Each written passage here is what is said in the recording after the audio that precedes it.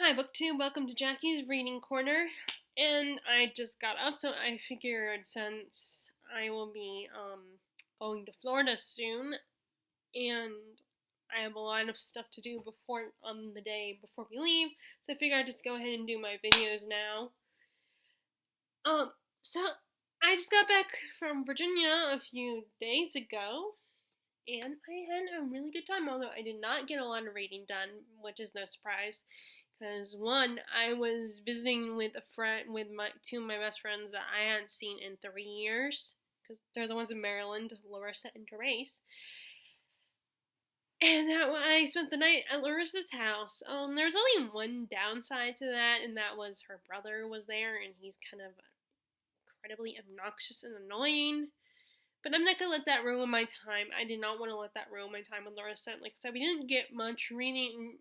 It's like, if you haven't seen your friends a long time, or if you only see them like once or twice a year, then you're not gonna, unless it's just something you guys do on like it's a habit you've always done.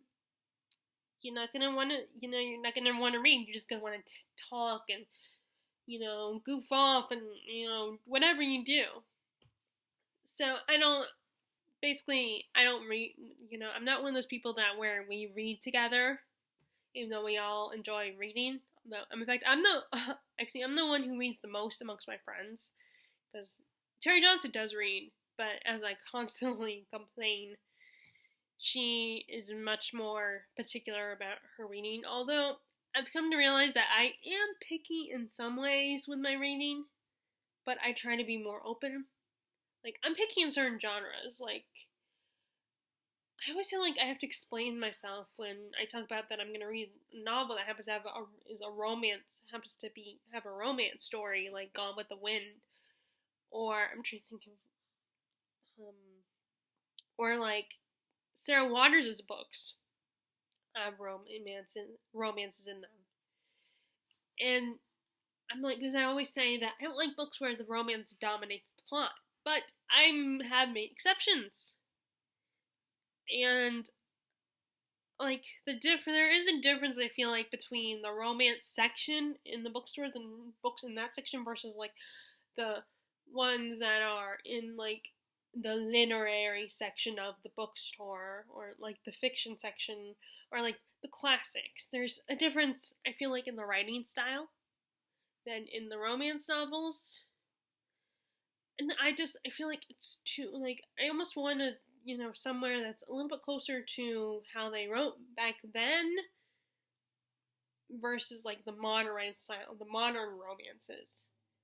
Of course, then I also feel like I'll have to, you know, still, I have to explain that, yeah, I think being historical helps too, but at the same time, just because a romance novel is historical doesn't mean it's my kind of romance novel.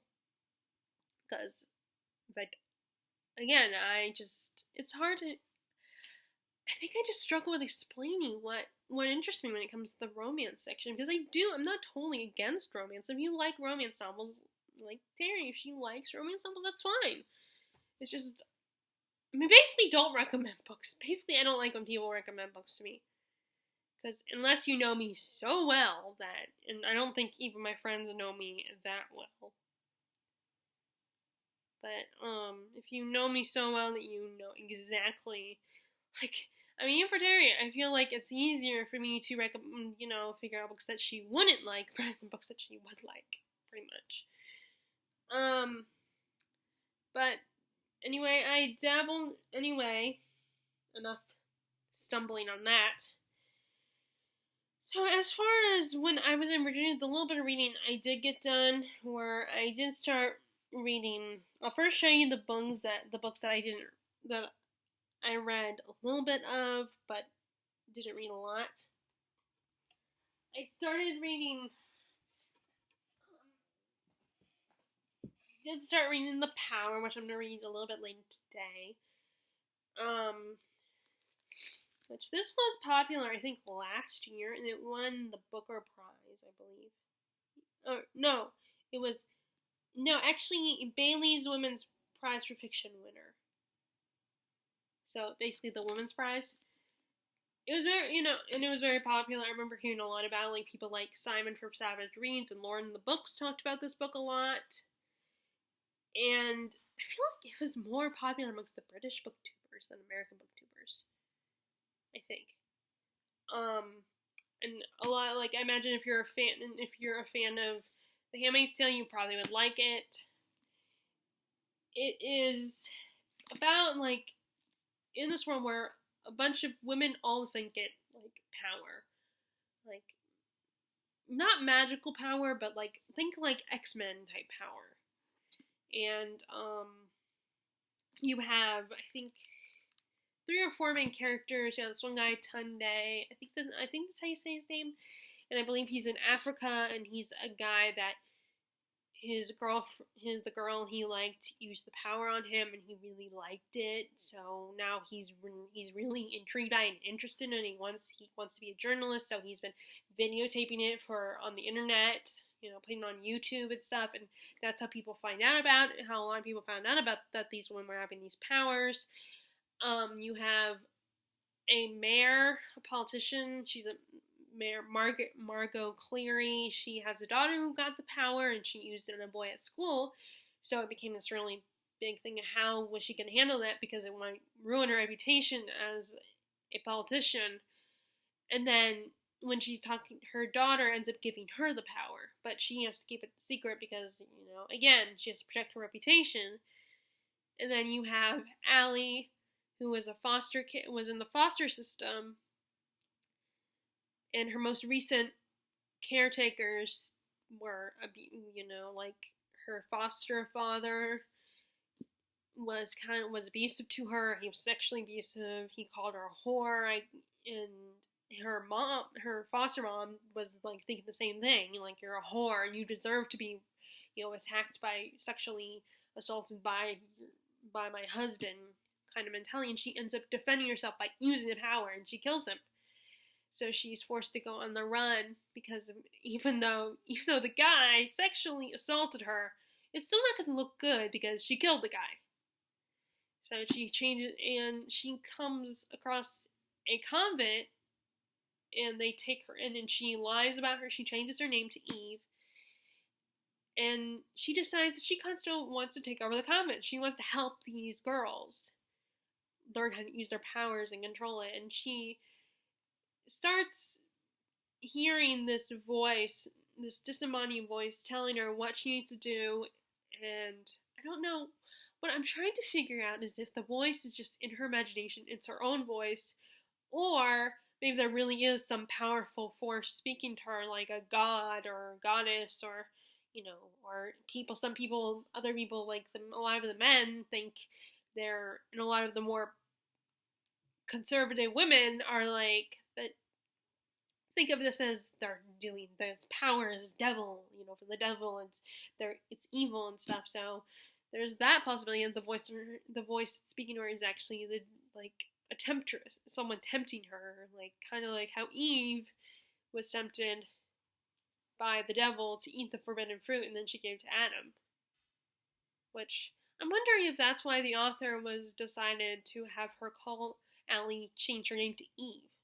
Because it could be that, but unless, it turns out that she's just, it's not necessarily evil, but it's something powerful. It's a powerful female entity. And they're talking about, and the way they talk about God is that as if God is neither male nor female. And I find that her Allie story really interesting.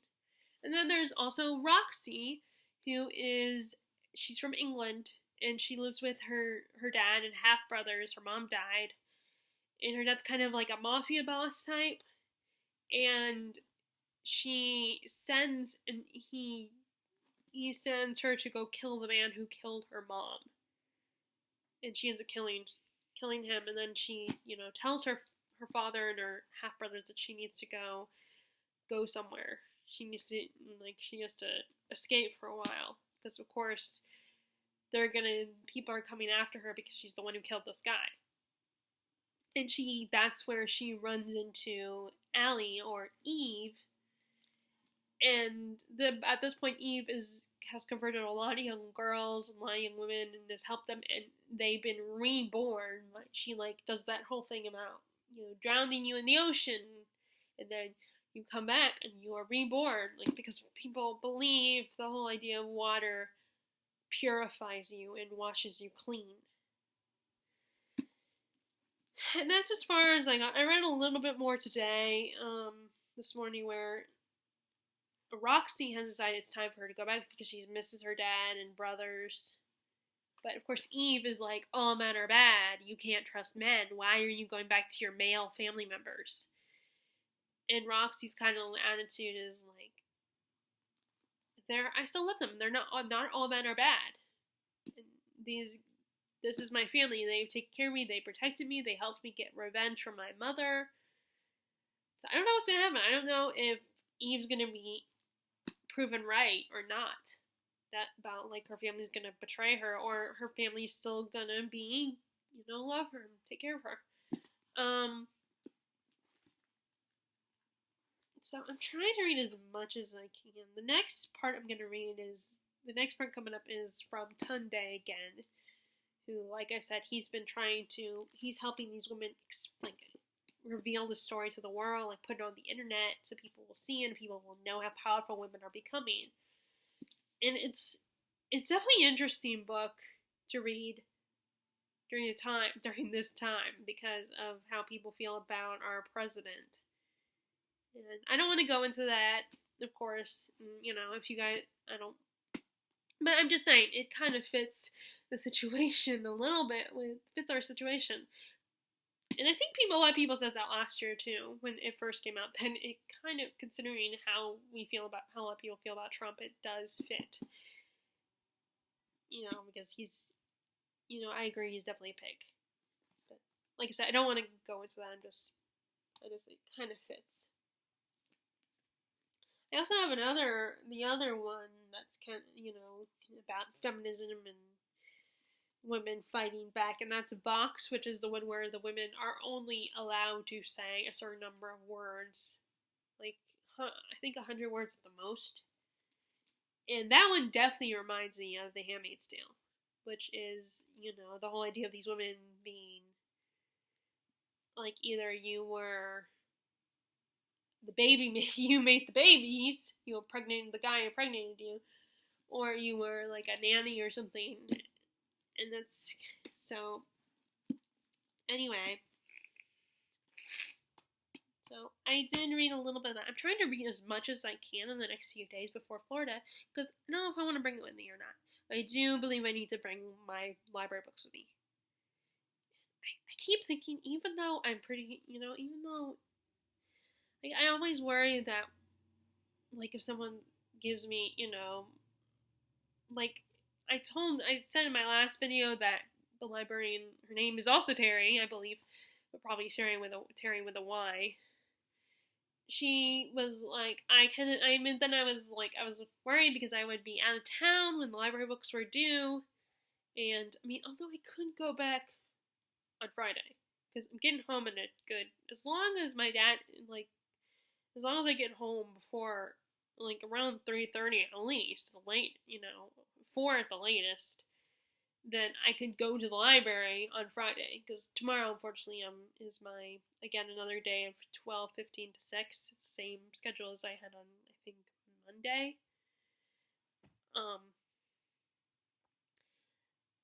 So I can't go tomorrow. I would have to go on Friday, and I guess I could go because I do have a book for them to return to them, and that's Longbourn. This one I finished. But, and I would love to have another book finished, but I don't think, unless I read nonstop, and I know I'm not going to be doing that because I like watching TV too, and then, I like watching booktube videos, and, we're gonna eat dinner at some point soon, so it's, I'm not gonna read. As much as I love reading, I'm not the type of person who can just sit and read 24/7.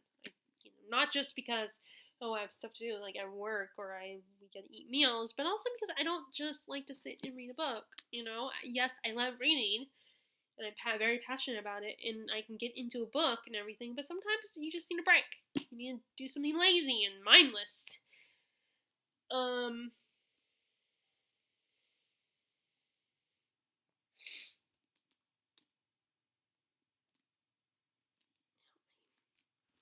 Anyway, let's see what else.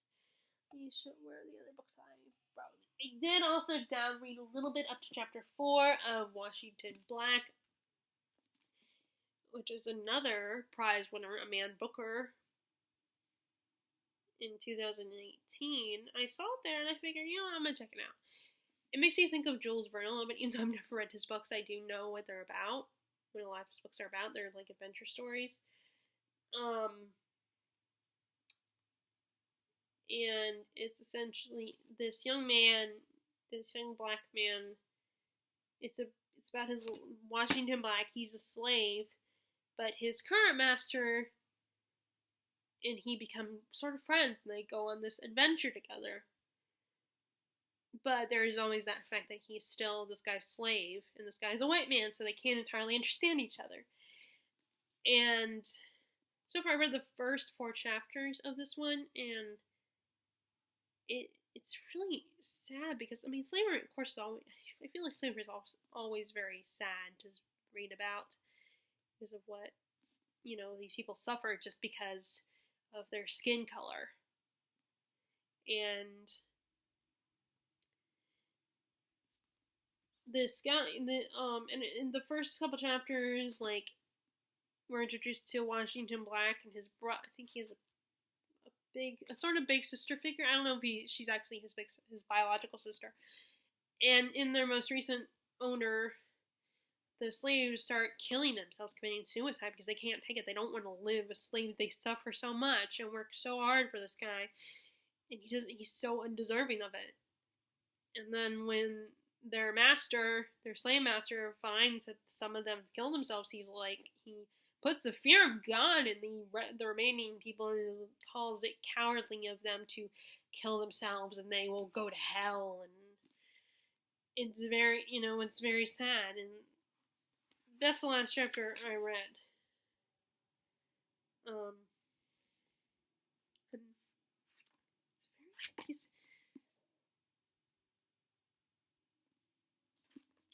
So that's all I really have to.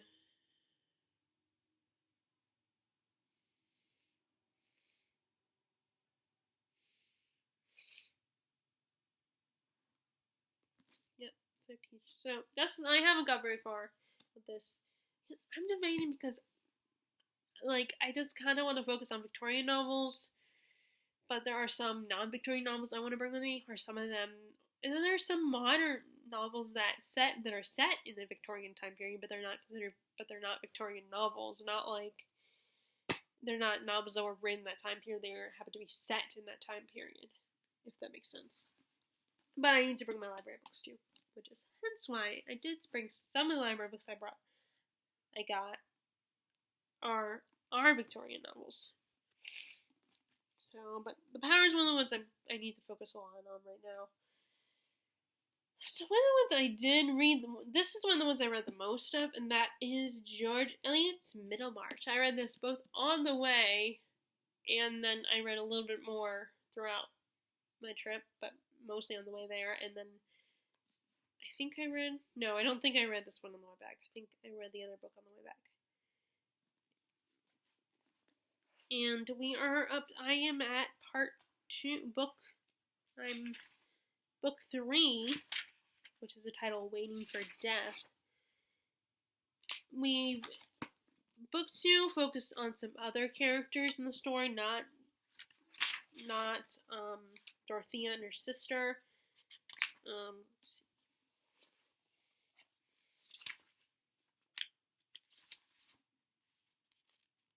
Bulstrode, that's one of the guys. I think Lydgate was the brother-in-law.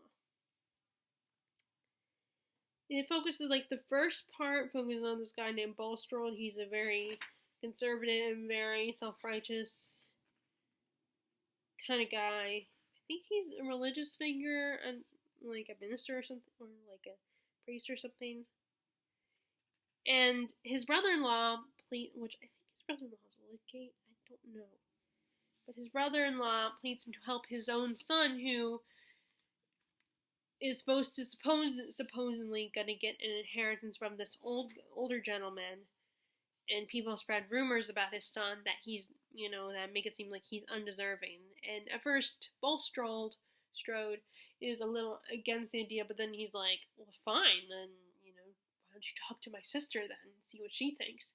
And it's his wife who persuades him to write to this guy in like a letter of recommendation kind of thing. But it kind of backfires a little bit because the old guy is like, oh, really? You think you're going to get something from me? And he does give him a little bit of money, but it's not a large inheritance.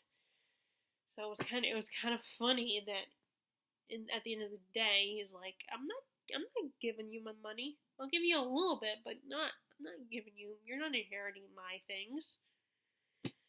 And then there's this whole thing about like Bulstrode's up for a position in the clergy, I think.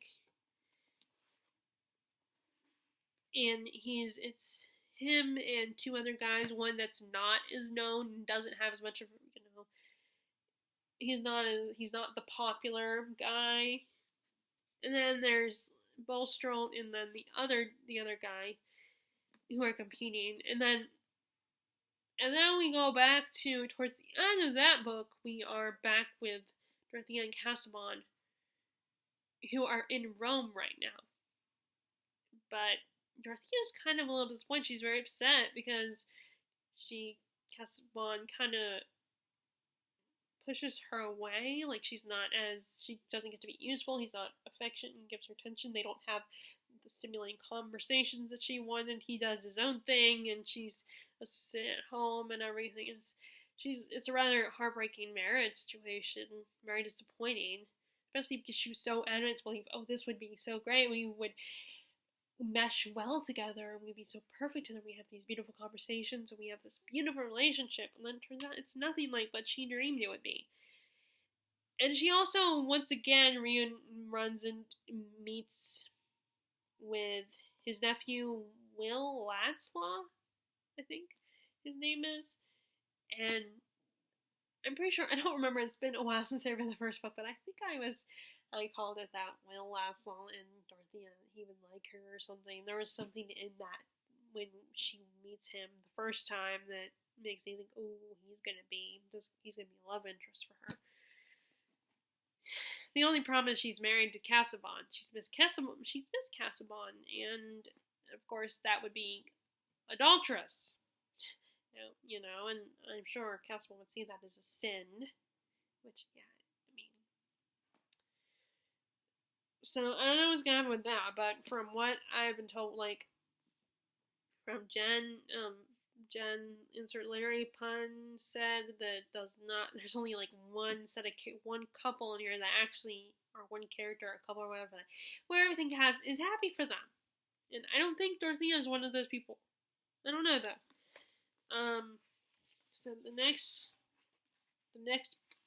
book is Waiting for Death. So this one I definitely probably should bring with me to Florida.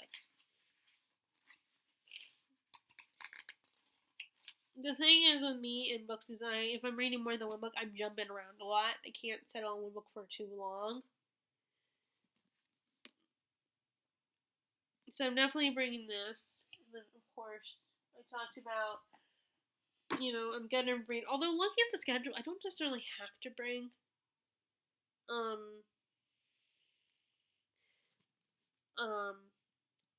I don't have to bring Oscar Wilde's collection of plays. But I think I might bring it anyway, and I might be actually interested in some of his other plays, because I don't read a lot of plays. So far I've only read a few plays, and they're all Shakespeare, and it was... Oh wait, well no, I also read The Crucible, and... I can't remember what it's called. There's another play. Oh, and I read Fences, so I've read a handful of plays. And I've read... What's the other? I can't remember what the other one is called. The other one I read in high school, but I actually have read more than I thought. So some of them are like the Shakespeare ones are just. I'm sorry. Sometimes it's just hard for me to comprehend the text and comprehend what he's saying because it's not modern English. So I have to like it's easier for me to understand once I'm looking at it in a studio, like in a classroom setting with a teacher talking about it. And that's what was disappointing because I really wanted to get into Hamlet and talk more about it.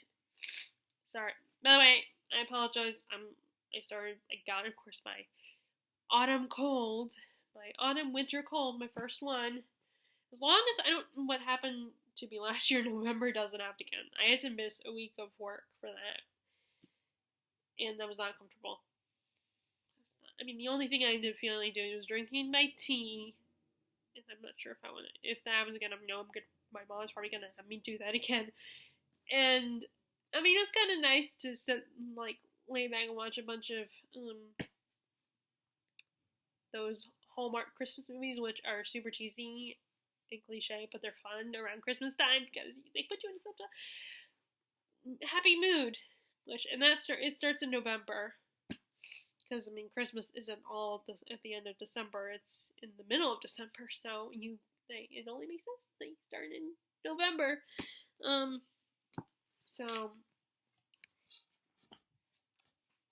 anyway, I don't know if I'll bring this one. I'm just so afraid because I want to get as many books read as possible. I want to get as much of this series read before the series premiere. At least the first 2 books read, which is the Witcher series. I mean, it's only like 16 chapters, but still, it's one of those books that the less chapters, the longer the individual chapters are.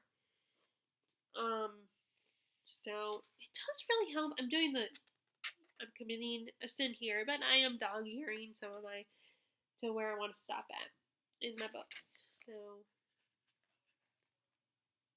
And I always try to find page breaks within the chapters.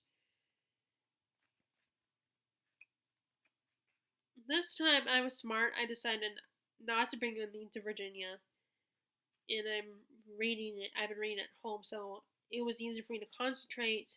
There weren't as many distractions. This is one of those books again that I'm debating about bringing it with me because it's like, on the one hand, I think I want to focus more on Victorian literature, but then I want to get this read before the show happens, which is going to be streaming on one of the streaming networks. I have to double check on the date. Like the rumored date, which according to Daniel Green, it is not just a rumor; it actually is true. But I don't remember what date he said it was gonna be, so I'll have to double check on that. Hopefully, it won't be November. Hopefully, it'll be like December or January. But anyway, so I just want to get the first 2 books. And then the other book I did a lot of reading in was, let me get this without it falling, is I finally started reading Oliver Twist, which I do have a copy of it, but it's one of those fancy bind-up Barnes & Noble, those books that are like $20 to $30 at the bookstore. They're really nice. They look like old-fashioned books, like books that they would have in this time period. So what I ended up doing is I saw this at the library. I figured, you know what, I'm going to go and get it. And I don't think it's that long, although it looks chunkier than I thought it was going to be. Although the chapters aren't that long. So I made it to chapter 8 in the book. This, in case you don't know, I'm sure most people know what this is about. This little boy named Oliver, his mom died giving birth to him. And he's sent to the orphanage, which treats them which is really crappy. They just get gruel to eat, and that's where the whole famous "Ma" scene came into play. And the Beano, the Beano's the guy who says the famous "Ma" line. He tries to get Oliver apprenticed when he's like 9 or 10. First he tries to get him to a chimney sweep guy, but Oliver is like, I don't want to go with that guy. He's scary looking. Or, well, more like he pleads not to go with that guy. So the Beano ends up sending him to an undertaker who decides to take him on. But he's treated unfairly there too, because, I mean, at first everything's good with his new master, the Undertaker, but then another young man who's a few years older than Oliver, who wants to be promoted, wants to be like, he gets a little jealous of Oliver, and he decides to find ways to provoke, and he constantly bothers Oliver, and then he even provokes him by talking about how telling him his mother was a whore and stuff. And so Oliver finally is enough of this. Like, don't be insulting his mama. So he goes after. Unfortunately, that backfires because this older kid, is all like, he's trying to murder me.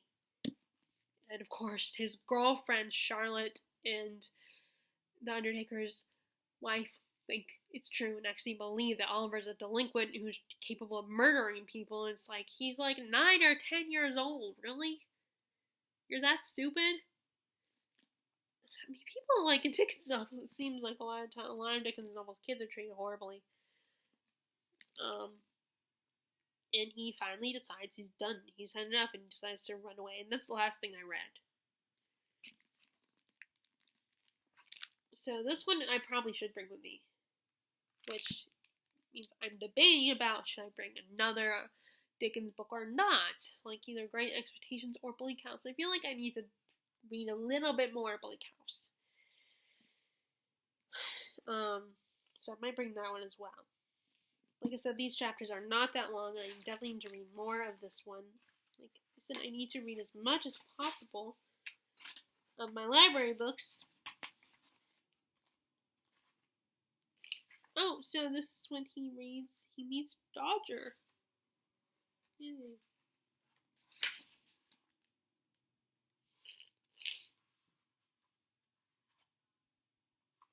But, so I guess chapter 8 is when he meets Dodger. So I know the story because, a lot of people are familiar with the story. There was a Disney movie where Oliver, with the characters were animals, Oliver and Company, and that was such a cute, good movie, so fun. And I love the music. I mean, it's Disney, and I did try to read a little bit of The Goldfinch, but I made a mistake of reading that when I was going to sleep, and that did not go well because I only got through a few pages, and then I was like, okay, I need to go to bed. And I was only there 2 nights. So I think what I will probably do, I might bring, I don't know because it's debatable because these are hardback books. At least I'll read at least one horror novel, and that is Rose Madder. Stephen King, of course, because he's the king of horror. But he doesn't just write horror. He just uses horror as a vessel to talk about something far deeper, like Pet Sematary explored grief. So gross, like leaking. I'm trying to think what were some of the other ones that I've read. Let's see. Oh,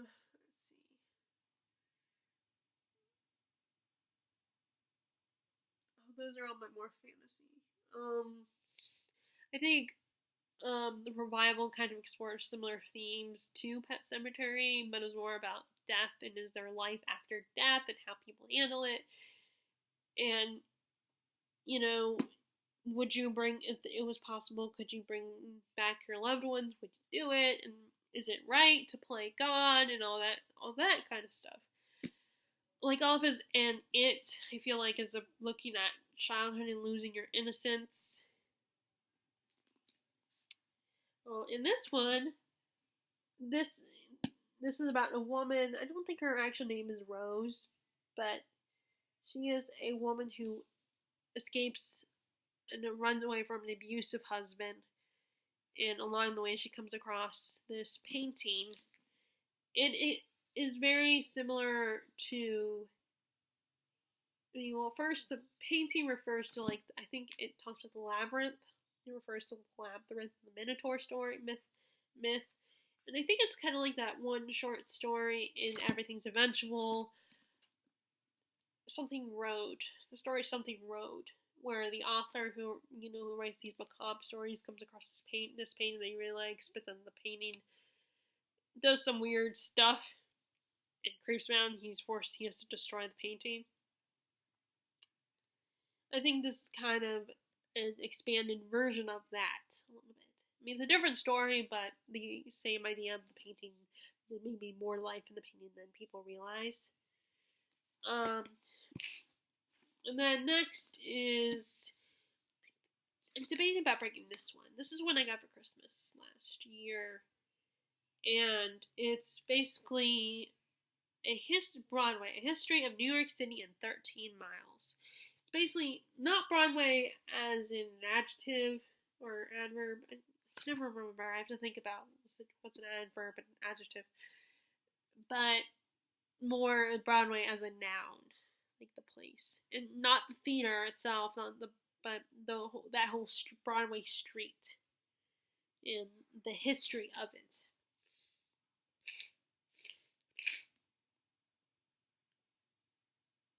So I feel like I don't know if I want to bring this with me or not. I mean, like I said, it's a hardback book, so it's gonna be heavy, and I'm already bringing Rose Madder with me. So I mean, what I could do is put one of these in my purse. Could do somewhere okay, for some reason I was thinking we were gonna fly, because driving to Florida is a long trip. And it's a long drive. It's originally from Maryland, it would have been 16 hours. So from South Carolina it's 8 hours. So, and we still have to pick up my grandma because it's, she's gonna join us. It's her timeshare actually. So that's what we're gonna do now. And not in a hotel, we're gonna do her timeshare in Florida. So I thought we were gonna fly, but then I remembered, because our dogs, like our oldest dog Sophie, she's getting old, and last time when we went on the cruise last July, she did not do so well. It seemed like she got really sick. So my mom is worried about leaving them alone with a stranger, or like at a kennel again for a week. She's very nervous about that. So this time we're going to drive so we can bring them with us. And of course, the timeshare allows you to bring dogs. It's gonna be hard though, because there will be at least a few times where we'll be leaving the timeshare. But not that many, because I mean, my mom, my parents, and my grandma aren't big on like going to the theme parks and stuff in Orlando. Especially not my grandma. She's getting to that age where it's hard for her to walk for long periods of time. And then my mom's not into roller coasters or anything like that, and my dad is not as into them either anymore as he gets older, because and he'd rather just do something a little more calming, and that's golf and fishing, which there's a lot of good golfing and fishing. But then halfway through the trip, so the other thing is I forgot that Terry wasn't coming until halfway into the trip. She's going to join us because she lives in Florida, lives not far from Tampa. And so I forgot that she was going to join us halfway through, but I was thinking she's going to be there, like, in the beginning of the trip. I was like, oh, wait, no, she's not, because, she can't just take off a whole week, and I remember we were talking about how we were going to make sure it coincided with if she would leave the night before we leave. That it would make it a lot easier, because, we're going to leave early in the morning, so we got to make sure that does. But anyway, so I may bring both of these. I don't know. Like I said, I might put one of these in my purse, so that it won't be as much. So I'm going to bring my pink bag with me. I also progressed a little bit with it, but I'm not going to bring it with me on this trip. I'm only going to bring one Stephen King book. I've gone into Ben's chapters. Ben's story in the past when he's a little kid. It's the last day of school. And he knows that basically he's one of Henry Bowers' main targets, because he didn't let Henry Bowers copy him during a test. And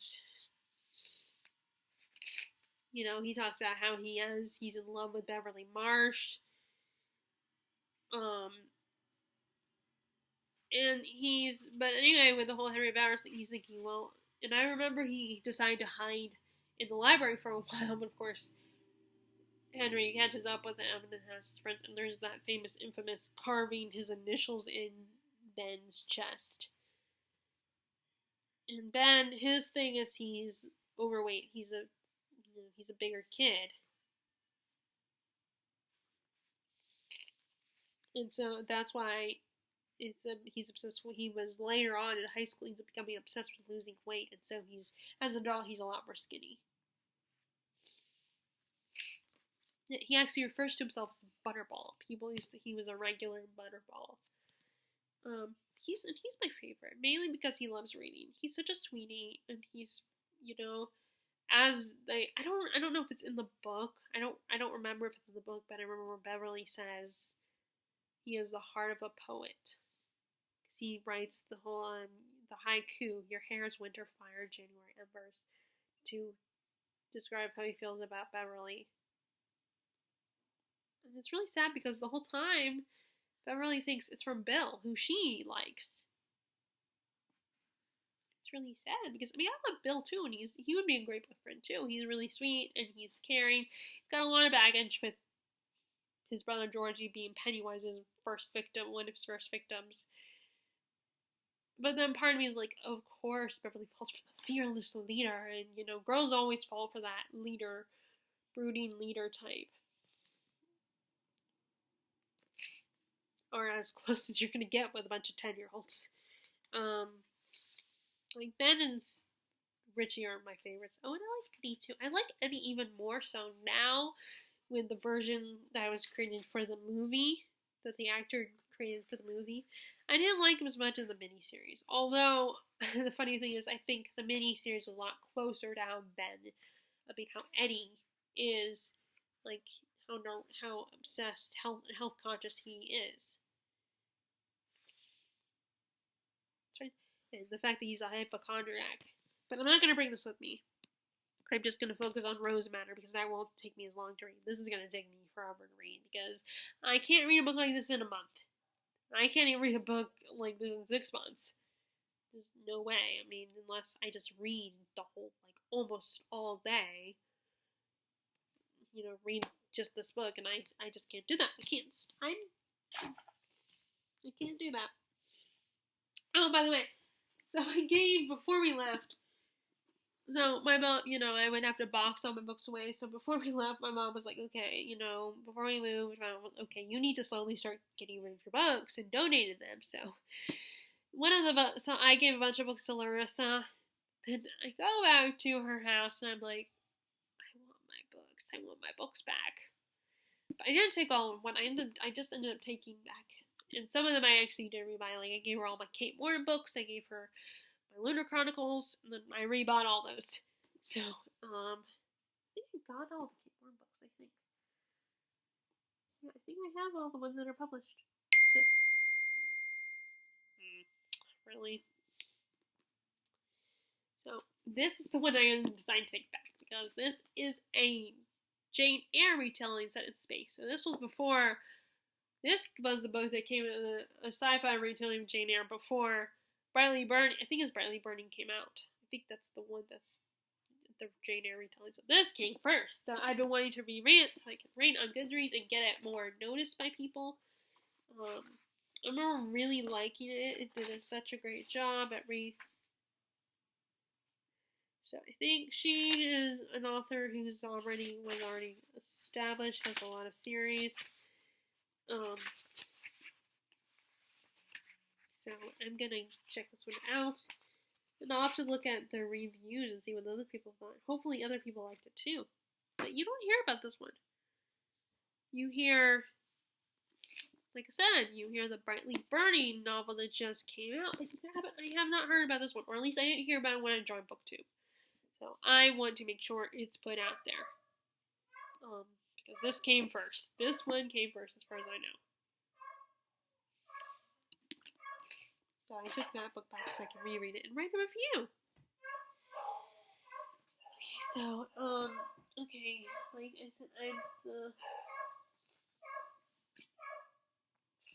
said, I also was thinking about bringing Rebecca with me. Which is, come on, got it. I can't get it. bringing Rebecca with me finally, because I've been meaning to start this one. I've been hearing a lot about BookTube. Oh, this starts the first chapter. I decided to bring it with me to work today and read it during the 50 minutes. And luckily, I got to the first chapter. Where we are introduced to our main character, and she's dreaming about this place called Manderley. And I think I have suspicions on what the twist will be, because there's always going to be a twist in this kind of book. But it's one of these things where she meets this guy, falls in love with him, and they have this quick whirlwind romance. They get married, but then when she gets to his house, she realizes that the servants valued his first wife, Rebecca, and she was very important, and people think fairly highly of her. They basically put Rebecca on a pedestal, and then our main character becomes obsessed with Rebecca and wants to know more about her and wants to be like her, I'm guessing.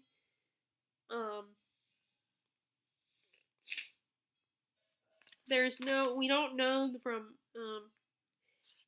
the main character's name. Her name is never revealed, I don't think. I mean, I know, because every person that I've heard talking about this book says we don't know her name. This author also wrote Jamaica Inn, and then there's another book of hers that I don't know, Mary Ann, that I got. That's the one I found, the other one I found at the bookstore. I don't know if I found this one. I think I bought this one at Books A Million, because I chose to get this one over the other one because it was more expensive. The nice hardback edition.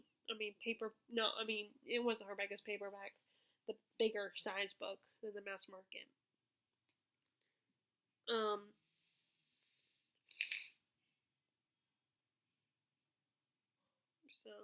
It's described as a suspense.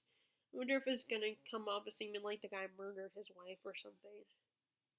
Or she died or something. I don't know. That's the only thing I think of what would have happened, but I don't know. But anyway, I decided to start this, and it's a small book. So I'm gonna definitely bring that one with me. And then, okay, so I also saw this, because I am really, now that I have the Oscar Wilde collection, I've been wanting to read more plays. And I just don't know if I'll ever read the Shakespeare plays, because they're just very challenging. The writing style is a little bit harder to read for the person who hasn't been studying Shakespeare for years. I mean, I have gotten a little bit better. When I was reading Hamlet, I kind of could figure out what was going on and how things are being said and all that. But I think it was Katie, who is the host of October, Katie from Books and Things. I remember her talking about, I think she mentioned Heinrich Ibsen as one of her favorite playwrights. Henrik. Yeah, it's Henrik, not Heinrich, because there would be an I after the E if it was Heinrich. But I also, one of my list of top musicals is Thoroughly Modern Millie, a more set in the 1920s, about this young woman from small town America who decides to go to New York to make it big. She wants to become famous, she wants to be successful, she wants to live a high life, and she ends up staying at this small hotel, and sorry, it just really bugs me. I know I should warn her, but sometimes I forget, and that's why I probably shouldn't get mad at her about it. It's not her fault. She doesn't know that I'm making videos. But then but anyway, yeah, it gets annoying when that interrupts me, and I can't barely get mad at them because I don't know I'm filming videos. But anyway, but in the musical, there's the landlady who runs the inn or whatever that they're staying at, that Millie is staying at. She wants to be famous and wants to be a star too, but she's stuck to being someone who runs a mom and a woman who runs this inn or whatever, this place for girls, for women to stay. And one of her songs is talking about how she's going to be, imagine me being this role and this role, and she mentions Shakespeare and all that. And anyway, long story short, she mentions Ibsen. In passing, she mentions Ibsen and being in one of his plays. So I guess he's pretty famous in the 20s. So basically, that's why, I mean, it's like I said, I think Katie mentioned this playwright, but also I remember being mentioned in the early modern Millennium, one of the songs. So I decided to pick it up because I do want to read more plays that I can actually comprehend. It doesn't take me like, I mean, there's still things in, Victorian literature and, that sometimes there are still things that I don't entirely understand, but it's easier to figure out rather than Shakespeare. Okay, so, oh my god, if my thing goes off dings again, I'm gonna be so mad. Terry, if you do watch this video, I'm really sorry, but it's just, I really should probably warn you when I'm making videos, but it's like, I didn't think you would message me all of a sudden. Okay, so I'm gonna bring that one for sure. I don't know if I'll bring Vox with me. I feel like I need to, but at the same time, I don't know if I want to bring that one with me, because I'm already reading The Power, and that might be a little too much of those kind of intense, not always happy, because, yeah, I enjoy reading a good tragic story, and I like it because it's such a beautiful story. I don't want to read happy stories all the time. But sometimes you gotta take a break. You can't read the same type of story. Okay, so of course there's, I have the Charles Dickens, either Bleak House or Great Expectations, or both. I also started reading The Way We Live Now. I didn't get very far, as you can tell. I did read the first couple chapters, and we are introduced to, I'm guessing she's the main character, Carberry, Matilda Carberry, and she was in this unhappy marriage, and the guy dies. Is that always how they end up being? Like, were all parents just unhappy back then? They all turn out, I mean, although Jane Austen doesn't write about that, she always makes sure, because that what was implied in becoming Jane was that because her life was not always happy, she decided she wants her characters to always be happy, have these happy, wonderful marriages. But isn't that always the way, though, that their marriages in these kind of novels ends up being bad if it starts out with these people getting married? So her husband has died, and she's decided now she can live her own life, do what she wants to do. So she decides she wants to become a writer, and the book starts with, the first chapter starts with her writing letters to these three editors. But we are also find out that she has, with her husband, she had two children, a son and a daughter. Of course, the son is like doting on, and he's gonna be like lead the family, and he needs to find a wife, and it's all about him. But he's a bit of a louse. I think that's the word I want to use. He's kind of a bum, lives off his mom's money. He's not, and meanwhile, his sister, who doesn't approve of him and his behavior, is like tries to be the best she can be, perfect young woman, upstanding young woman. And so the last thing we read was the son is asking his mom for money, and he's coming up with excuses why he deserves it. So I also think I'm gonna bring. So this is one of the novels I started reading that's not a Victorian novel, but it's set during the Victorian period, and that is Tipping the Velvet by Sarah Waters. And like most of her books, it is a LGBTQ romance, where this woman, she and her sister go to this show, this vaudeville type show, and she sees one of the last acts, and she immediately is enchanted by this woman, and she keeps going to her shows every night, and then she ends up kind of being her companion, starting to do stuff for her, and then I think eventually she's going to end up being her partner in her performance in her act.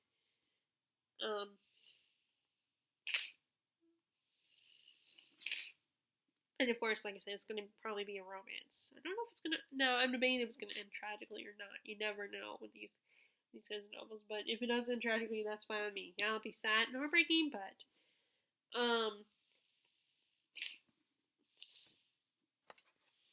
anyway, so I might bring this because it is technically set during the Victorian era, so it could technically count, or at least I could just read it for myself, just to at least progress in it. Now this next one, this last one is definitely not Victorian, but I'm just yes, I love Count of Monte Cristo. I want to keep going with it, of course. I'm not gonna not read it, but I've been kind of more interested in War and Peace, this big chunk of a book, this big mama of a book, and it's about this epic war in Russia, the relationships of these characters, and how the war. Both I think it's during one of those books that goes during and before and after the war kind of situation. Like, I don't like books that take place on the battlefield. It's all about the fighting. I mean, maybe if it has it in there, then I'm okay with it. But I prefer reading books that are during wartime, but they're about the people that are left behind. Yes, include those war stories, the stories that take place on the battlefield, but I don't want to read about every single thing they're carrying, all the gory details and all that kind of stuff. I don't, or how they, build the weapons, and how, at least I don't want to read it. So, and Tolstoy, of course, is an epic Russian author, so I think I might bring this with me too, which, again, another big chunk of a book. I have a problem. I cannot narrow it down very easily. Okay, so those are, and then the library books that I still have are, like I said, Vox, The Nightingale, and Wuthering Heights. And that one's the one that's the actual Victorian novel, so maybe I should bring that one with me. I mean, I don't bring all my, because I'll just probably recheck them out. Which very, okay, so what I was trying to say earlier when I first started this video was that, so Terry, the librarian, I think she gave me the automatic renewal, but I keep thinking, what if I go there and they tell me you're late, you're due, and I have to explain to them? Well, Terry gave me the automatic. I'm not even 100% sure if that's her name. I think they have called her that. So, I mean, I'm pretty sure it's in there and stuff, but I'm always worried that, it's the same feeling, I got when I first started working at Harris Teeter, and they were and then there were days I didn't have to go, I wasn't scheduled, I was feeling oh, am I not scheduled? Am I supposed to go in? Because I'm always worried I'm going to get in trouble. I'm always paranoid that I'm going to get in trouble and be you were supposed to do this, you're supposed to, return these books on this date, and it's oh crap. I'm in trouble. Like a little kid. I don't know. I don't know if always, I guess, because, I mean, this maybe is also part of the whole thing where I do something, back when MySpace was the popular thing, I really wanted to get a MySpace account, but my parents weren't comfortable with it, and my best friend at the time got me the account, and we did it secretly, and then you know how when you sign up for a website, you get emails and stuff? Well, I got the emails, and at the time, I was even worse at going through my inbox and cleaning it out, so my mom found out. Of course, at the time, I tried to lie to her, which is a dumbass move on my part, but I felt so bad about it. I'm so upset, and I don't know why I'm like that. I'm just a good kid who worries about getting in trouble and disappointing people. I mean, I personally believe that's a lot worse disappointing somebody than someone, yelling at you. I don't. But, I mean, I guess because I've never been a really bad kid, I've never crossed any lines before, I'm not, that rebellious, I'm not, a troublemaker. But anyway, back to, so I got Vox, Wuthering Heights, and The Nightingale. Vox and The Nightingale aren't, of course, not Victorian literature, so I might just bring Oliver Twist and Wuthering Heights with me. And then there's also, so I also finally read the first act, which I meant to look up the movie and see who plays which character. But I read Act 1 of The Porns of Beaners, and tonight I will read Act 2. But it's very cute. It's funny, and I love, like, everybody seems to love this line. The line that Jack, our character Jack, who's one of the Ernests, says to him when he sees him. Let me see if I can find the page. I underlined it actually in pen because it's my book and I can do what I want. Let me see if I can find it. Here it is. The guy, his friend Algernon, says the truth is rarely pure and never simple. Modern life would be very tedious if it were, and modern literature a complete impossibility. I love that line, along with everybody else. And they're talking about how the first act is actually really charming, really funny. It has not that obvious humor of the like fart jokes and all that, because this is English, this is British literature, or in this case Irish, because Oscar Wilde was Irish. It has the kind of humor that is probably not to everybody's taste. I love these covers like this, like where it's artwork or like a sketch or something. In a lot of those British classics, they do that a lot.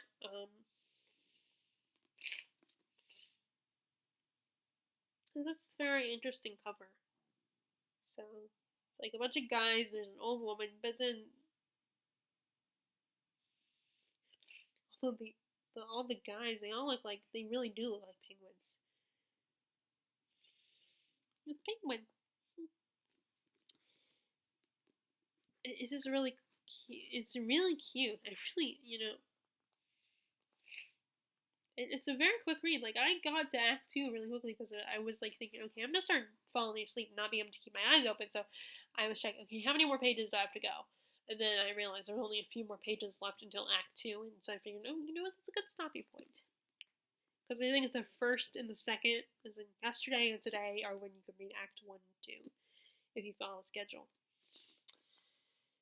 And like I said, the schedule goes, it's the 1st and the 6th, so it's right up until we leave. So, but I think I might still bring Winnie because, I want to, because first of all, I don't know if I'll get through I might want to read his other plays as well, because like I said, I've been wanting to read more plays. I don't know.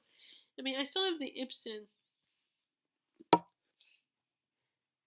But anyway, so anyway, there you go. That's what's going on with my reading. And that's kind of the idea of what I'm going to bring to Florida. I don't know when I'm going to officially settle on. But again, if you guys are participating in Inktober, I'd love to hear about it. And if you guys like this video, be sure to give it a thumbs up and click subscribe if you have not already subscribed to my channel. And I will talk to you all later. I hope you are enjoying your reading. Alright, bye!